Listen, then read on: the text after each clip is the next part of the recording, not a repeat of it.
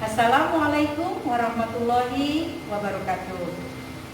Hari ini kita akan mempelajari tentang pembelajaran hidrolisis masuk ke dalam kesetimbangan larutan.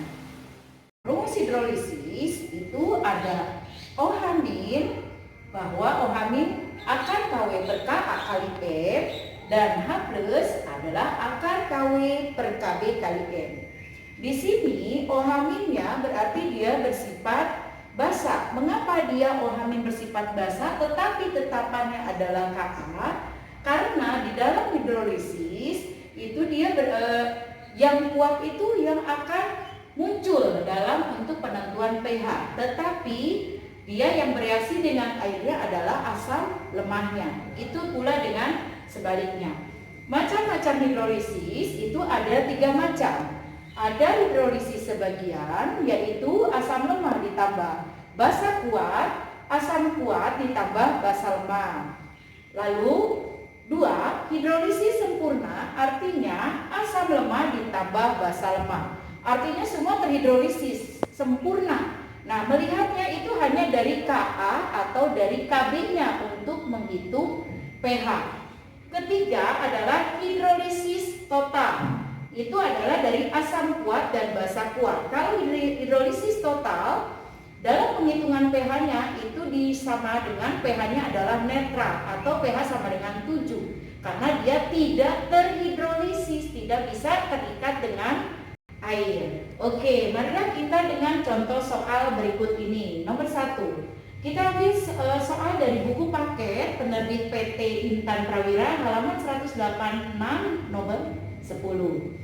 Sebanyak 50 ml CH3COOH 0,2 molaritas dicampur dengan 50 ml NaOH 0,2 M dengan Ka sama dengan 10 pangkat negatif 5. Tentukan pH-nya.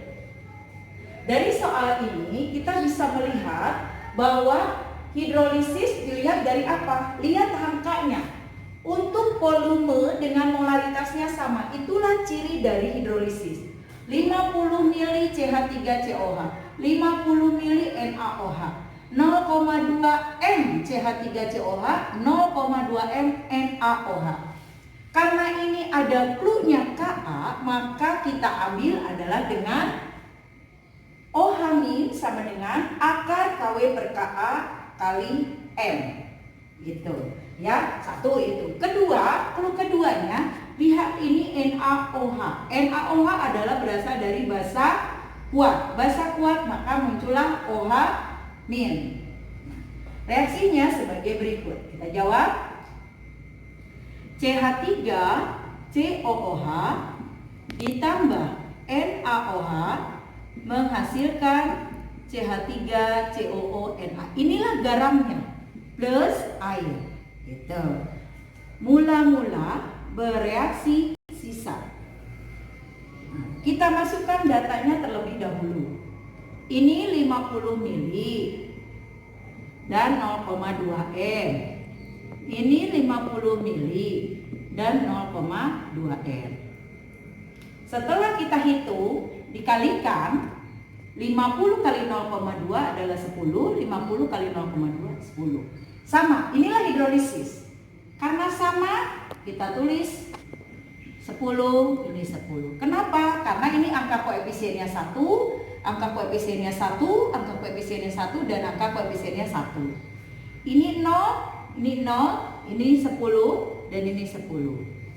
Barulah kita hitung molaritasnya. Kita hitung molaritasnya, M sama dengan milimol per mililiter campuran atau mol per liter campuran.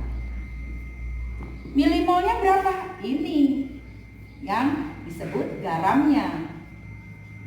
Berapa? 10. Mililiter campurannya 50 karena dicampurkan dengan NaOH. Jadi 100, 50 ditambah 50. Jadi 10 per 100 sama dengan 0,1. Barulah kita hitung pakai OH- akar KW per KA kali M. Oke. Kita masukkan KW itu 10 pangkat negatif 14. Itu sudah tetapan ya. KA-nya diketahui 10 pangkat negatif 5. M-nya 0,1 sama dengan 10 pangkat negatif 1. 14 ditambah 1, 15 dikurangi 5 berarti menjadi 10 pangkat negatif 10 karena 15 dikurangi 5 ya. Lalu dibagi 2 karena ini eksponen jadi 10 pangkat negatif 5. Jadi pOH nya karena 10 pangkat negatif 5 waktu asam basa kalau 10 pangkat negatif 5 baik pOH atau pH menjadi 5. pH nya 14 dikurangi pOH berarti berapa? 9. Jadi dari soal ini diketahui bahwa pH-nya adalah 9. Oke. Demikian soal dari hidrolisis yang pertama. Nanti kita lanjutkan lagi dengan soal yang kedua. Oke, soal yang kedua.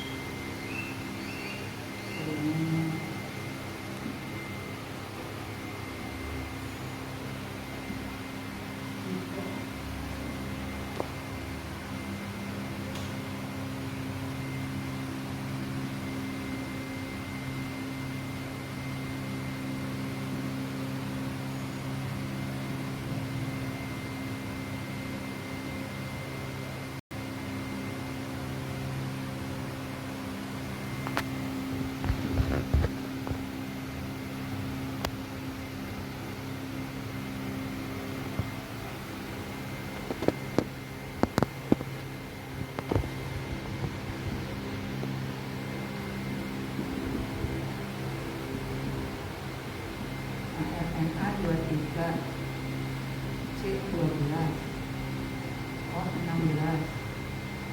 A 1. Berikutnya soal nomor 2. Sebanyak 4,1 gram garam CH3COONA dilarutkan dalam air hingga volumenya 250 ml. Jika tetapannya memiliki 2 kali 10 pangkat negatif 8, maka pH larutan tersebut berapa? Diketahui bahwa ArNA23, C12, O16, A sama dengan 1. Kita bisa melihat clue dari soal berikut ini yang nomor 2. CH3COONA berbeda dengan ini. Kalau ini masih CH3COOH dengan NaOH. Kalau ini sudah terbentuk garam CH3COONA, berarti sudah terbentuk garam hidrolisis. Itu tidak perlu lagi memakai mula-mula bereaksi dan sisa. Jadi kita ambil bahwa molaritas itu gram per ml dikali 1000 per mililiter. Mengapa kita memakai gram per ml kali 1000 per mililiter? Karena di sini ada AR dan di sini ada gram. Maka pakai ini. Jadi tergantung apa yang diketahuinya. Kita masukkan terlebih dahulu 4,1 ml-nya 23 tambah C-nya ada 2 kali 12 ditambah O-nya ada 2 kali 16, H-nya ada 3 ditambah 3 dikali 1. Oke. Kita masukkan kali 1000, mililiternya ada 250. 24 23 ini 22 kali 12 24, 2 kali 16 32. 24 ditambah 32 itu 56. 56 ditambah 3 59. 59 ditambah 23 berarti 82. Bagi 82. Oke. Baru dikalikan 1000 bagi 250 adalah 4. 4,1 bagi 21. 4 10 pangkat negatif 1 per 21 berarti bukan 21 tapi 20,5. untuk memudahkan karena kita tidak memakai kalkulator, jadi kita anggap 41 dibagi 21 ya. Jadi dianggap 40 bagi 20, jadi 2 kali 10 pangkat negatif 1 untuk memudahkan ya. Langsung kita lihat bahwa karena ini CH3COO-Na, kita ketahui bahwa NaOH berasal dari basa kuat. Berarti yang munculnya adalah OH- sama dengan akar KW per Ka kali M. Kita masukkan. KW-nya adalah tetapan 10 pangkat negatif 14, Ka-nya adalah 2 dikali 10 pangkat negatif 8, M-nya 2 kali 10 pangkat negatif 1. Oke, kita coret. 15 dikurangi 8. Berapa? Jadi OH- sama dengan 10 pangkat akar 10 pangkat negatif 7. Nah, jadi dibagi 2 3,5.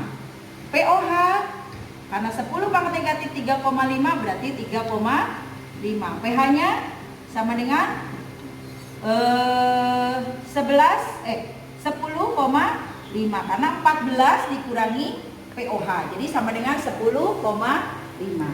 Oke, demikian soal yang nomor 2. Kita selanjutnya soal yang terakhir nomor 3. Tentukan jenis hidrolisis.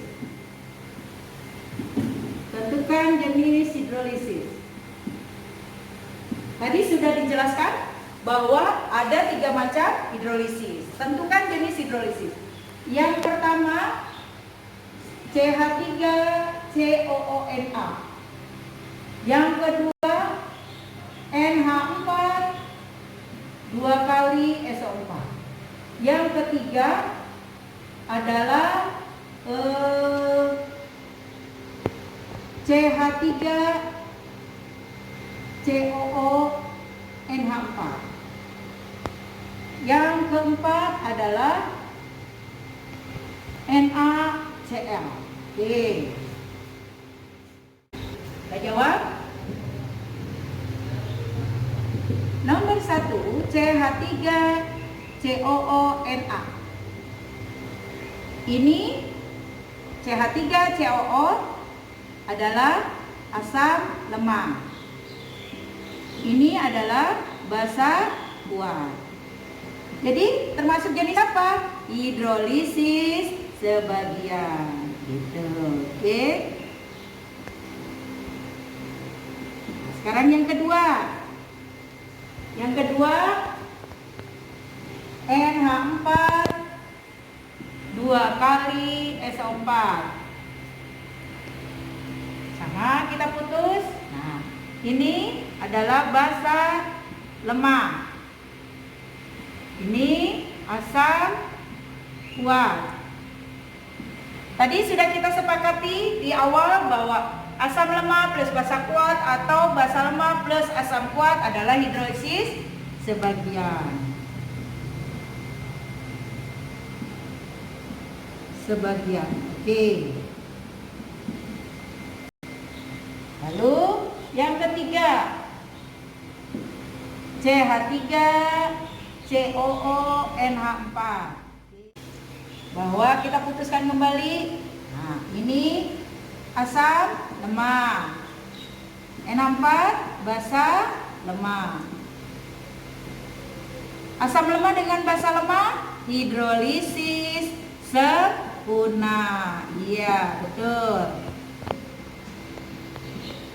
Kenapa hidrolisis sempurna? Karena sama-sama lemah, baik asam ataupun basa. Yang keempat yaitu NaCl. Kita putuskan juga. Nah, Na kita sudah sepakati dia basa kuat. Cl adalah asam kuat.